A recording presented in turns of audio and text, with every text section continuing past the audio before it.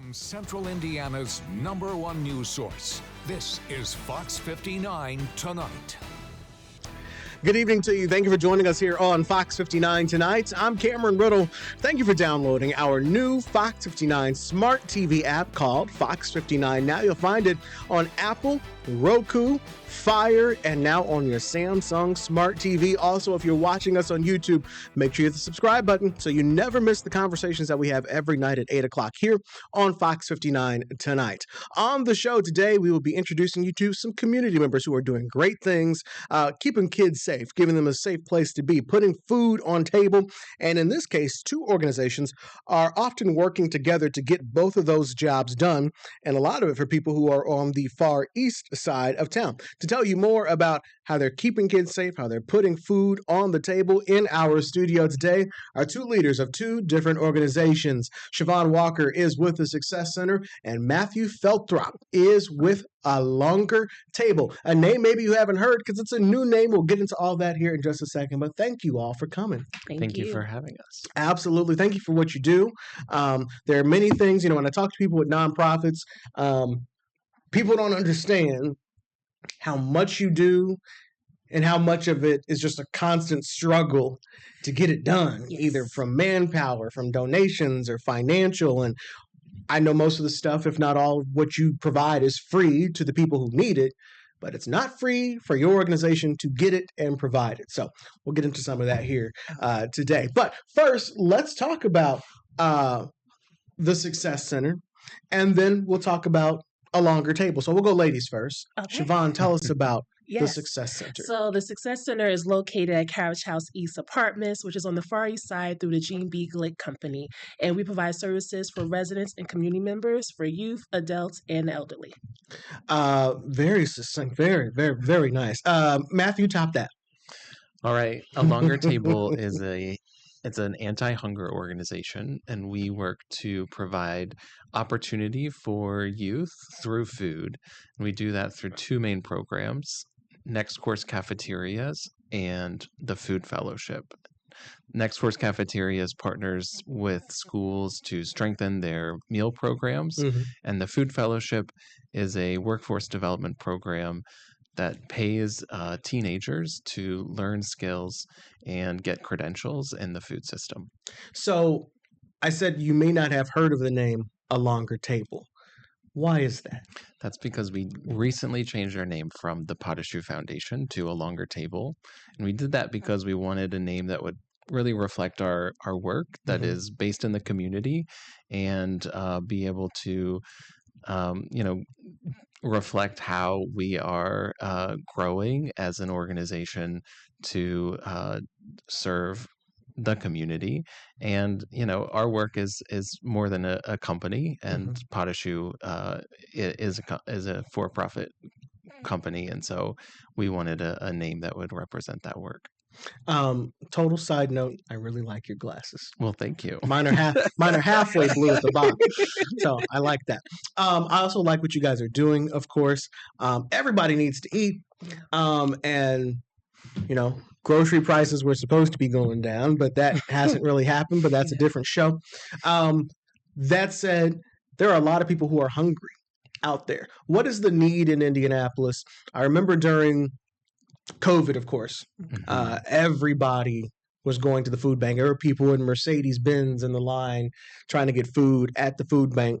And you would think that it ended because the world is back together and there aren't people who are still needing to go to food drives. But I've been told and I have seen that is not the case. What is the case in 2025? Yeah, that was a real wake-up call for everyone, I think. But the reality is that the need is still there, and actually it's growing. Correct. Here in 2025, we have 1 in 5 kids that are food insecure, 1 in 4 Hoosiers that are food insecure. And what that means is that people don't have consistent, reliable access to the food that they need. And unfortunately, that need is growing, and we see that in food banks and the need that our community partners are reporting. And that really hasn't changed in the last 25, 30 years. So the reality about hunger and food insecurity is that it is a symptom and an indicator of a larger problem. And what we saw in COVID and what people really woke up to is that the food system is really complex, Mm-hmm. and really fragile. Mm-hmm. Yes. And what we realized, and I think what everyone realized, is that it takes a village, and the whole system needs to function, and the whole community needs to function well in order for the community to work. And so that's why we work with schools, because that's where kids are. Kids are getting 50% of their calories at school, and they that is the place that we can make the most impact on food security for kids, by increasing the nutritional value of what kids are getting inside the school building, and by boosting participation in school meals. We can increase food security for kids, and that has a ripple effect on their academics, on their behavior, on a litany of other wellness outcomes for kids and their future. And that's why we focus on kids and schools. What does that look like in the schools, which for the most part, one have a meal. I don't know what the right word is for this. The equivalent of a curriculum, but for food. I don't know what the right nutrition plan. Yeah. It's one dictated partially by the government, and then that's what the vendors have to be able to serve. So it's like, hey, kids, this is what we have. Yes. Where do you guys come in that process? Well, as you alluded to, the National School Lunch Program and the School Breakfast Program is highly regulated by the government. There's a lot of rules, which leads a lot of schools to not think creatively about, there's a lot of boxes that the schools get put into. And the other big box is that the funding for school meals is very limited. And so, what most schools are doing, and especially in central Indiana, is what is called a heat and serve model. And what you just mentioned is, what schools have to serve is what vendors have in their inventory. And those school options are, what are being offered on trucks that are being made, and that specifically for child nutrition. And so what we work with schools to do is to get them the capacity, both with human resources and with the procurement pipeline, to be able to cook from scratch inside of their kitchen. Because when they can do that, they can change the menu to be more reflective of what the student body and the parents and the community want to see in their school meals. And that can boost the participation and the nutritional value of the school menu. So you're really helping schools to use their kitchen as a kitchen and not just a reheating, fresh out of the box, reheat it, there you go, kids type of deal. That's exactly right. And it's not easy, and it takes a lot of work, but we see that, we can boost participation in those school meals and satisfaction, participation by 10%, satisfaction by 25%, when we can get schools cooking again. And, the schools that we partner with really believe and have found a lot of success with this. And because I would imagine, if I'm a school principal, we've got to meet the guidelines of the federal government, and you give me a menu, and okay, we'll do pizza, and got to have a chicken sandwich a day, and a couple different things, and I send it to the vendor, give me this is what we want for the next couple of weeks, and then that would be it, right?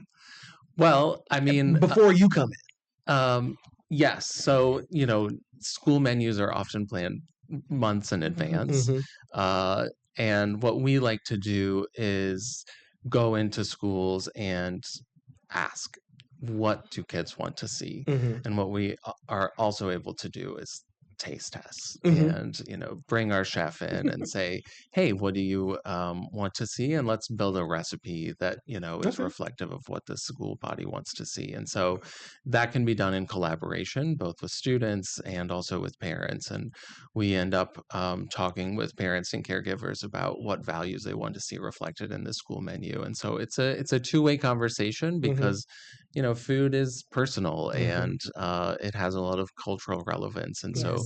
we want that conversation to be ongoing. And that I think is, a often missing part of the hunger relief conversation. Mm-hmm. And that is a thing that a longer table wants to bring back to the picture. Yeah, we'll talk some more about how you're adding options because, of course, when you go into school, it's you when you get to middle school, and there's usually more like there's like the Mexican line, and then there's the pizza line, and there's the different things. But in elementary, it's like, hey kids, this is what we have today. Go ahead and come on up here, get what you want. But I also always remember breakfast. Breakfast is very important. Yes. Um, It's but the I most important meal of the most day. important meal of the day. And my favorite breakfast was the little circular breakfast pizza and a chocolate milk. Get your day started just nicely there. So we'll come back to the kitchen and schools and eating in a second. But as much as kids are in school 6 months out of the year, 180 days, they're not there for the other 6 months. So where are they? They're with people like Siobhan over the Yes. summer and at fall break. That's where you two also work together. But let's talk about what you guys are doing in the summer and fall break. Tell us about Success Center, what you guys do year round. Yeah, so year round we offer programming. So during the summer we have summer camp through the Mind Trust. We have 40 kids this past year. That's where we partner with Circle City Prep to provide meals for our youth, and it actually gave them a chance to try different things. They first time having kale. I didn't experience kale till graduate school. To be Okay. honest, it was like a kale crunch salad, Mm-hmm. and the goal is for them to try everything, at least try, Mm-hmm. and they have to take everything. So I think it was like a kale crunch salad and maybe like a chicken Alfredo pasta and a breadstick. All of it is homemade, and the fruit and the milk. So having the opportunity for them to try new foods and just get a little bit of culture in a sense and learn new things, I think that helps out a lot. And then also we have a food pantry that we host weekly. So with our food pantry, we partner with Midwest Food Bank and Gleaners Food Bank to provide nutritious meals for our community.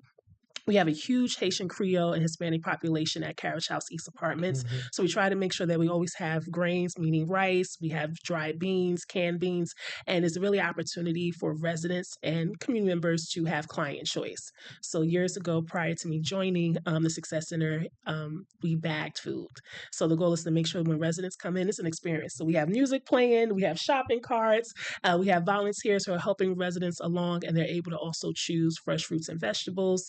We have a community garden as well. So anytime we have opportunity to get any fresh herbs, we take it into the Success Center so residents can also have that as well. Your program, again, we have fall break coming up. Yes. This is also an opportunity when kids are not in school. And we do know that for some kids, school is where they eat. Yes. And they may not have that opportunity at home. So just as important as it is to know where the kids are for safety reasons, and just as important to know where they're not, it's also just important to know that they're being fed. Yes. And that could be one reason alone why somebody might want to send their kids to you for the next week or the 2 weeks, whatever break is. Yeah, so during fall break camp, it's 1 week. So it starts actually next Monday Okay. from 12 to 3:30. So we partner with Second Helpings to provide us pans. So kid-friendly pans, I should say. Most times like mac and cheese and something with chicken. Mm-hmm. But that gives them an opportunity to have a hot meal for lunch. And then we also give them snacks as well. So even during after school, when they first come in, Mm-hmm. they get a snack, which is things that we purchase. And then they get a sandwich and a juice or milk when they're leaving to go home, because you just never know those meals, especially when you're in school. You're guaranteed your breakfast and lunch, Mm-hmm. but we don't know if they're going to have dinner. So Mm-hmm. our opportunity is to make sure, hey, the kids are fed. So Mm-hmm. even with fall break, yes, we provide something for them to eat during fall break, but we also open it up to community where we have frozen single meals from Second Helpings, where individuals or families can come to the Success Center and get a frozen meal, and then they can heat that up at home. How do people, one, get signed up? You don't have much time before fall break, but how many people are you or students are you able to take care of over the next week? So we're recruiting first through eighth grade for this fall break, 40 students. And if you're interested in getting an application, you just come to the Success Center to pick up an application and complete it. And I know you're focused on the Carriage House East area. Yes, but we're open to the Far East Side community. Yes. Yes. And again, that time is from 12 to 3:30. Okay. And in that 12 to 3:30 period, what all are you doing? Are you just eating or what? Oh no! So from 12 to 1, that would be awesome. They would love that. I was gonna say I might show up. No. So 12 to 1 is lunch, and then recess, and then from 1 to 3:30 we have enrichment activities. So we're working with Indie Arts Center. We're working with, I'm just forgetting all the names because I'm still working with the partnerships. Mhm. But Indie Arts Center will start on Monday. We'll also have Dream Yoga, so she'll be doing sound healing and yoga. So we try to make sure there are different things going on for our residents and our students. This is free, right? Oh, completely free. Anything that we have at the center is completely free to residents and the community. So let's talk about that food and bring in Matt, as you guys are. I'm sorry. Do you prefer Matt or Matthew? Matthew, but I'll answer it either way. How do you two collaborate? Just like you're doing with the schools, because I guess now you're adding a third person because you're not doing the cooking. You're getting the food from Circle City Prep. How does all that work? Well, so that's right. We partner with schools, and Circle City Prep is one of our schools that we partner with in their cafeteria, and they're on the Far East Side, really close to your center. And these schools that we're partnered with have invested a lot in their cafeteria, in their kitchen, and their operations are funded through that federal meal program. So, they're paying for their food and their labor based on reimbursement. And that is a way that they're sustaining their program. And we want to make sure that their meal program is sustainable, which is really incredible. I mean, they're paying for these scratch-made meals with the same dollars that they were paying for before. Because it normally, to make from scratch, would cost more? No, in fact, it's the same amount. I mean, that's the equation. And we have to make these menus cost the same in order for that to work. So then what I'm hearing is it's not about the dollar, it's about the extra effort that it takes to do that. And that is where you're saying, well, if it's not about the money, if we can do it for the exact same price as you would if you were getting the stuff out of a box, we are the hands and the manpower, the brain power to get it done. It's really the brain power and the like. Let's bring this concept and help people think about how you can put this model into place. And of course, there is some capital investment in the equipment and the facilities that the school does have to put into place. But for the operational component, this doesn't work if it's not sustainable from the federal reimbursement dollars. And so for the summer and out of school time, we want to keep all of these schools operational and their employees that they've invested in. We want to make sure that they can keep them employed during the summer. And so we work with all of our schools to, if they would like, and these employees want to work during the summer, find community partners around them to serve meals to. And they can do that, like with the Success Center, through a summer meal program like this. And so, they can make meals in their kitchen and serve kids in a community center. And they're serving kids that are on site in their school as well. So, they can deliver meals and have them served in a compliant way as well. And so the Success Center does some training and they're serving these summer meals in a way that the Circle City Prep can get reimbursed and keep their employees employed. And that is a win-win-win for everybody. And when you talk about the employees, that would be the food service staff who, just like anything else in the summer with schools, wouldn't be working if there's not something for them to do, but this creates an opportunity for them to, if I'm hearing you right, serve the students out Circle City Prep, but then, hey, we're going to run up the street and take care of Success Center and whatever else is in the area. That's exactly Yes. right. Okay, cool. Yeah. So, well, first of all, the federal government and the state are just throwing money out. They are. I know you guys are drowning. You're like, please stop. Please stop, Governor. Please. We've got way too much money. Okay, I'm being completely sarcastic. Okay, because- I was like, what's happening? Every nonprofit, every school that I've talked to is like, hey, we are hurting. I talked to one group that came in here and said they lost 90% of their funding. I've talked to, even your most wealthy school in Indiana saying, hey, we got cuts. We got to figure out what we're going to do. One, thanks to this Senate Bill 1's hurting a lot of people, and then just not as much coming down the pipeline from the federal government as well. How do you guys, and with that said, I'm sure you are not seeing a shortage of students or community groups saying, hey, we need, you're not saying, hey, I only have 20 kids this year. Yeah. How do you maintain with, the restrictions that are just being put on everybody? Yeah. That's a long question. There's a lot happening in policy changes right now. There have been a few things that have shifted for school meals. The first one is that in the spring, what was taken away was a local food for schools program. Okay. And there was also a local food for food pantries program.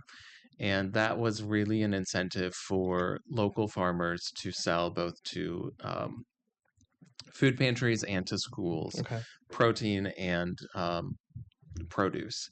It was a hit for schools to be able to serve produce and local proteins in their school cafeterias, but what it really hit was local farmers. You could imagine that they had this local market that they were able to serve, and it just dried up overnight.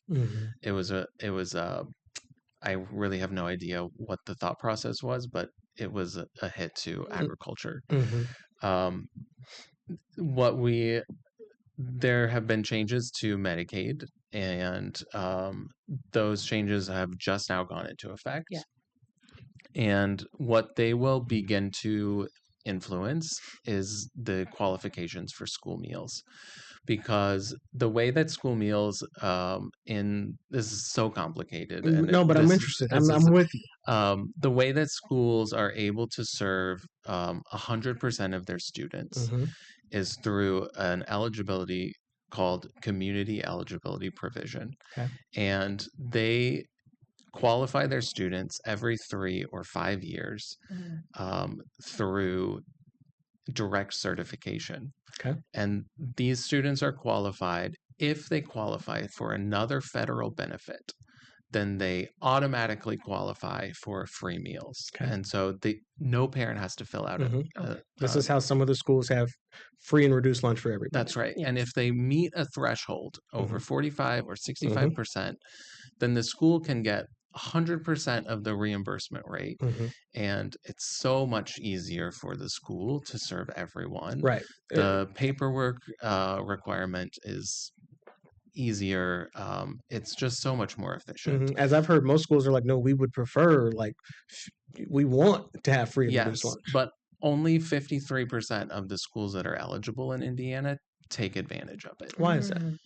There's so many reasons why schools might not do it. Maybe they wouldn't get the full 100% rate. Maybe there's stigma in the community for taking advantage of it. I can see that. Yeah. But I can tell you that running the program through the community eligibility provision is so much more efficient. And it just makes sense. Also, when you're able to serve really high quality food, everybody wants to eat it. Yeah.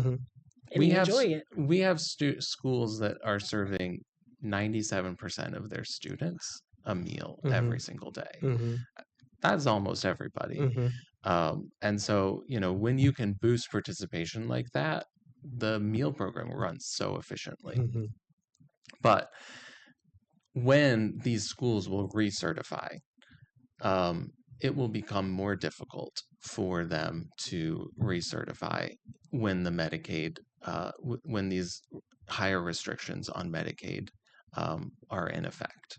And so the trickle down effect of the new Medicaid requirements will be felt in school meals over the next 3 to 5 years Mhm. as families are getting kicked off of Medicaid, but they're not felt right now. Mhm. And so, like, there is time to make adjustments Mhm. um, for the hunger and food insecurity effects. So let me hold you because I think I'm picking up what you're putting down. So if we'll say my school, Abraham Lincoln Elementary School, which gets free and reduced lunch. If less students in there qualify for Medicaid, then that percentage goes down. Therefore, the school no longer qualifies potentially to get that free and reduced lunch because they don't have a qualifier potentially that potentially would Yes. allow them to get that free and reduced lunch. So, what you're saying, um, as people are kicked off Medicaid, it may appear that there are less people who need it, but you haven't fixed the problem. Those people still make the same amount of money, if not less, and those kids still have to eat, and those kids are still going to go to school where if they really don't have it at home, they're going to get it at school. But for the school to get it, it will be harder and it will cost more. That's right. And those schools only do this community eligibility provision certification process every 3 or 5 years through the state. And so, that threshold will only be measured in the next 3 or 5 years. And so, these effects will be felt by the school districts. It's just a matter of when. Right. So the cuts may be happening now. People may be kicked off Medicaid now.